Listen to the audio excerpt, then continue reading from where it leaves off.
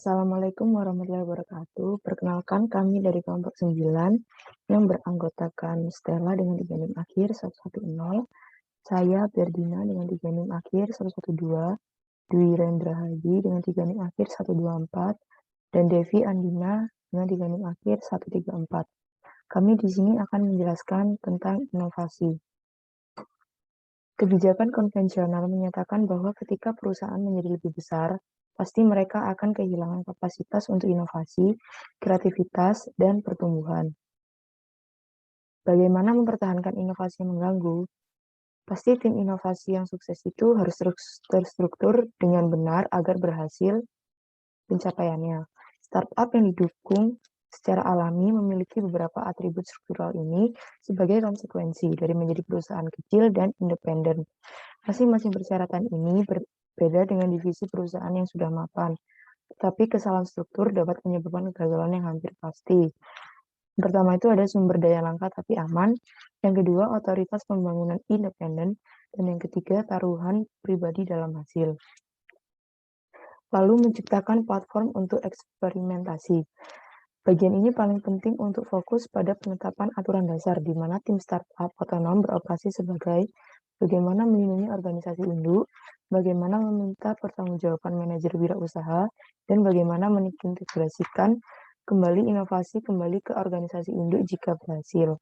Sekian dari saya, selanjutnya dilanjutkan oleh teman saya. Baik, selanjutnya yaitu melindungi organisasi induk. Secara konvensional, saran tentang inovator internal itu berfokus pada perlindungan startup dari organisasi induk.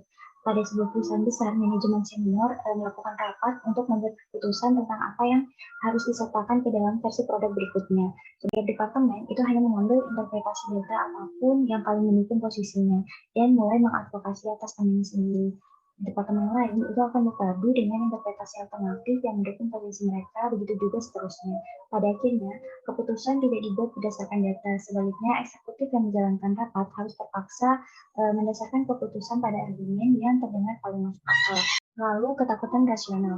Nah, inti dari perselisihan departemen ini merupakan ketakutan yang sangat rasional, di mana perusahaan ini melayani dua segmen pelanggan, yaitu segmen bisnis to bisnis dan segmen konsumen.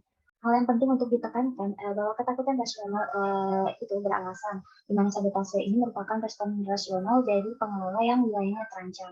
Perusahaan ini bukanlah startup kecil yang acak tanpa ada ruginya, di mana perusahaan yang sudah mapan itu memiliki banyak kerugian. Hal itu tidak bisa dianggap enteng karena jika pendapatan dari bisnis ini turun, maka kepala atau pemimpin perusahaan itu akan bergulir. Lalu bahaya menyembunyikan inovasi di dalam black box. Perusahaan itu diharuskan untuk terus berinovasi tanpa henti-hentinya. Tanpa kemampuan atau kemampuan untuk bereksperimentasi dengan cara yang lebih gesit, perusahaan itu pada akhirnya akan mengalami nasib seperti yang digambarkan di The Innovators Dilemma, yaitu keuntungan dan marginnya semakin tinggi dari tahun ke tahun sehingga bisnisnya itu tiba-tiba jatuh. Ada contoh keberhasilan yang menggunakan skunk rahasia atau tim inovasi di luar lokasi seperti pembuatan PC IBM yang asli di Boca Raton, Florida yang sepenuhnya terpisah dari IBM arus pertama. Namun, contoh-contoh ini sebagian besar harus berfungsi sebagai kisah peringatan atau peringatan untuk perusahaan lain karena mereka jarang mengarah pada inovasi yang berkelanjutan. Baik, selanjutnya yaitu membuat sandbox inovasi. Perusahaan mendorong tim startup untuk terus membuat inovasi-inovasi baru. Hal ini dilakukan dalam rangka mengatasi ancaman eksistensial yang berulang. Solusinya yaitu membuat sandbox inovasi yang berisikan berbagai dampak inovasi yang mereka buat dan tanpa membatasi metode yang digunakan tim startup. Setiap produk yang dibuat menggunakan metrik yang sama untuk diuji. Nantinya, setiap keberhasilan maupun kegagalan akan selalu dievaluasi.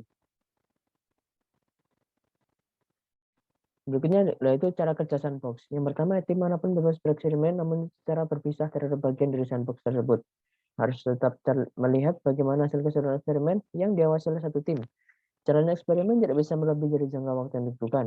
Eksperimen tidak boleh mempengaruhi jumlah pelanggan tertentu. Setiap eksperimen dievaluasi dalam sebuah laporan standar tunggal. Metrik yang sama digunakan semua tim yang terlibat dalam sandbox dan produk yang dibuat untuk mengevaluasi keberhasilan. Yang ketujuh, setiap tim harus mengawasi metrik dan reaksi dari eksperimen yang mereka buat. Selanjutnya, memegang tanggung jawab tim internal. Tim startup internal memegang pertanggungjawaban pada yang pertama pembuatan model ideal dari gangguan yang diinginkan berdasarkan pola dasar pelanggan. Yang kedua peluncuran produk minimum sebagai baseline. Yang ketiga penyesuaian mesin menuju ideal. Saat tim berhasil, maka akan diintegrasikan dengan portofolio produk dan layanan perusahaan. Selanjutnya yaitu mengembangkan portofolio manajemen. Manajer selalu berupaya agar produknya mampu menembus pasar. Berikut adalah beberapa hal yang dilakukan oleh manajer.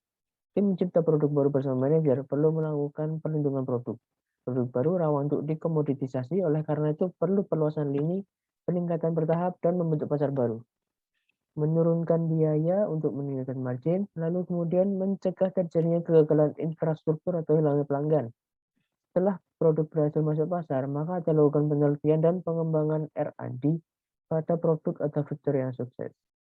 Selanjutnya, entrepreneur merupakan sebuah pekerjaan. Kewirausahaan harus dianggap sebagai karir yang layak bagi inovator. Wirausahawan bertanggung jawab melalui sistem akuntansi inovasi. Setelah menginkubasi produk di sandbox inovasi, pengusaha harus mengintegrasi kembali produk dalam organisasi induk.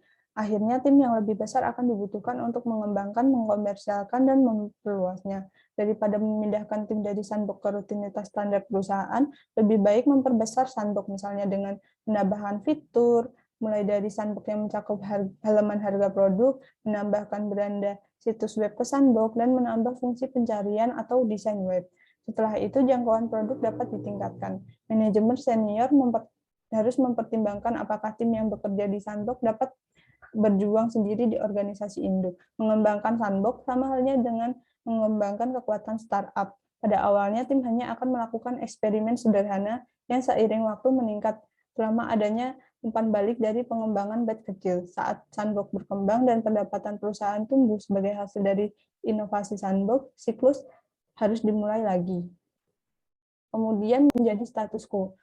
Pengusaha harus terus melakukan riset pada ide dan saran karyawan. Setiap saran harus didasarkan pada penyelidikan ilmiah. Jika kita sedang mengadopsi cara baru, godaan akan selalu muncul menyalahkan sistem baru dan masalah yang muncul.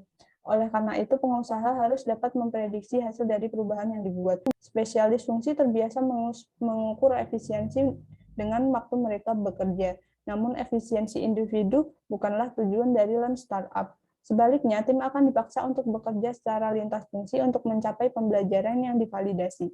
Jika hilangnya produktivitas tak terelakkan dari transformasi, kita dapat mengelolanya secara aktif. Teknik seperti 5 Whys memungkinkan kita membangun sesuatu yang sempurna untuk perusahaan kita.